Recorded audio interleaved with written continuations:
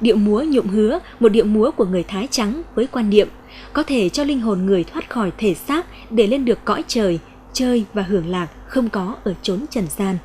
Các vũ công với đạo cụ là chiếc khăn được ngôn ngữ múa diễn tả như mái chèo, cùng với động tác chân mạnh mẽ đã diễn tả hình ảnh con thuyền giả tưởng lướt trên sông Ta Khái, con sông trong truyền thuyết rất hung dữ, nếu hồn rơi xuống người sẽ chết.